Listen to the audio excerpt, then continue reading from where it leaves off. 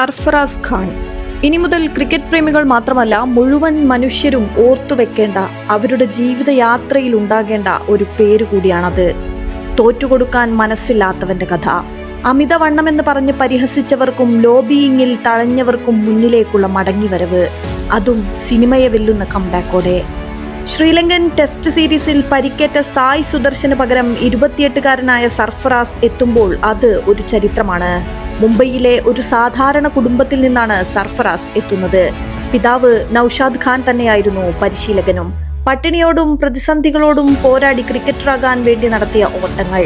മുംബൈയിലെ ഹാരിസ് ഷീൽഡ് ടൂർണമെന്റിൽ സച്ചിൻ ടെണ്ടുൽക്കറുടെ 30 വർഷത്തെ പഴക്കമുള്ള റെക്കോർഡ് തകർത്തുകൊണ്ടാണ് സർഫറാസ് ശ്രദ്ധ ആകർഷിക്കുന്നത്. ഒരു ഇന്നിംഗ്സിൽ 439 റൺസ്. അന്ന് പ്രായം 12 വയസ്സ്. സച്ചിൻ വർഷങ്ങൾക്ക് മുൻപ് ആ ടൂർണമെന്റിൽ നേടിയത് പുറത്താകാതെ 346 റൺസ് ആയിരുന്നു. അങ്ങനെ ഇന്ത്യയുടെ ജൂനിയർ ടീമിലെത്തി. 2016 അണ്ടർ-19 ലോകകപ്പിനായി ഇന്ത്യയുടെ വലിയ റൺവേട്ടക്കാരനായി. 6 കളിയിൽ 355 റൺസ് അടിച്ചുകൂട്ടി ടൂർണമെന്റിൽ രണ്ടാമനായി. പക്ഷേ അപ്പോഴും സീനിയർ ടീമിന്റെ ഡോർ ഒരു ബാലികേറ മലയായി തുടർന്നു. രഞ്ജി ട്രോഫിയിൽ ഒന്നിനു പുറകെ ഒന്നായി സെഞ്ചുറികളും ഡബിൾ സെഞ്ചുറികളും നേടിയിട്ടും BCCI അത് കണ്ടതായി നടിച്ചില്ല. റൺസ് എടുക്കാഞ്ഞിട്ടല്ല, മറിച്ച് അവന്റെ അമിത ശരീരഭാരമാണ് ഇന്ത്യൻ ടീമിൽ എടുക്കാത്തതിന് കാരണമായി പലരും ചൂണ്ടിക്കാണിച്ചത്. സോഷ്യൽ മീഡിയയിൽ പരിഹാസങ്ങൾ നിറഞ്ഞു. പക്ഷേ സർഫറാസ് തളർന്നില്ല. 2024 ഫെബ്രുവരിയിൽ ഒടുവിൽ കാത്തിരുന്ന വിളിയെത്തി. ഇംഗ്ലണ്ടിനെതിരായ രാജ്കോട്ട് ടെസ്റ്റിൽ ഇതിഹാസ താരം അനിൽ കുംബ്ലെയിൽ നിന്നും ഇന്ത്യൻ ക്യാപ്പ് നമ്പർ 311 സ്വീകരിച്ചു. അരങ്ങേറ്റം സർഫറാസ് ആഘോഷമാക്കി. ഇംഗ്ലീഷ് ബൗളർമാരെ അടിച്ചൊതുക്കി ആദ്യ ഇന്നിംഗ്സിൽ തന്നെ തകർപ്പൻ അർദ്ധ സെഞ്ചുറി പൂർത്തിയാക്കി. 3-ാം ടെസ്റ്റിലും സർഫറാസ് അർദ്ധ സെഞ്ചുറി നേടി. പിന്നീട് നടന്നത് ന്യൂസിലാൻഡ് പരമ്പരയായിരുന്നു. ബംഗളൂരുവിലെ ആദ്യ ടെസ്റ്റിൽ ആദ്യ ഇന്നിംഗ്സിൽ സർഫറാസ് 0-ന് പുറത്തായി. ആദ്യ ഇന്നിംഗ്സിൽ ഇന്ത്യയുടെ സ്കോർ വെറും 46 റൺസ് മാത്രമായിരുന്നു. അഥവാ സർഫറാസ് മാത്രമല്ല നിരാശപ്പെടുത്തിയത് എന്നർത്ഥം.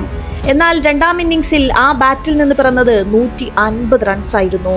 സർഫറാസിന്റെ ആദ്യ ടെസ്റ്റ് സെഞ്ചുറി തന്റെ 4-ാം ടെസ്റ്റിൽ. എന്നാൽ 2ഉം 3ഉം ടെസ്റ്റിൽ തിളങ്ങാതെ പോയതോടെ ആദ്യ ടെസ്റ്റിലെ തകർപ്പൻ സെഞ്ചുറി അവർ മറന്നു. ടീം ഇന്ത്യ നാണം കെട്ട ആ പരമ്പരയോടെ സർഫറാസ് ടീമിന് പുറത്തായി. ഓസ്ട്രേലിയ, ഇംഗ്ലണ്ട്, വെസ്റ്റ് ഇൻഡീസ്, ദക്ഷിണാഫ്രിക്ക, അഫ്ഗാനിസ്ഥാൻ എന്നിവർക്കെതിരെ പിന്നീട് ഇന്ത്യ കളിച്ചത് 15 ടെസ്റ്റുകളാണ്. സർഫറാസിനെ അവിടെ എങ്ങും കണ്ടില്ല.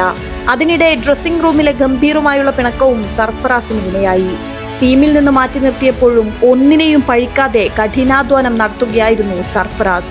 അന്താരാഷ്ട്ര ക്രിക്കറ്റിന് അനുയോജ്യമായ ശാരീരിക ക്ഷമതയില്ലെന്ന വിമർശനങ്ങളെ മറികടക്കാൻ കഴിഞ്ഞ 1.5 വർഷത്തിനിടെ 17 കിലോ ഭാരമാണ് സർഫറാസ് കുറച്ചത്.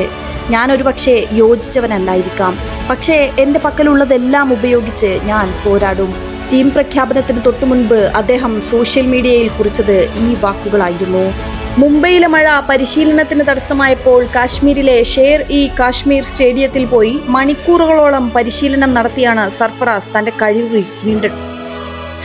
തന്റെ മികവ് വീണ്ടെടുത്തത്. അങ്ങനെ ആഭ്യന്തര ക്രിക്കറ്റിലെ മിന്നും പ്രകടനം കൂടിയായതോടെ ഇന്ത്യൻ ടീമിലേക്ക് തിരിച്ചെത്തിയിരിക്കുന്നു. അതെ, വനവാസം കഴിഞ്ഞു, ഇനി പട്ടാഭിഷേകമാണ്. കാത്തിരിക്കാം സർഫറാസിന്റെ ആ പട്ടാഭിഷേകത്തിനായി.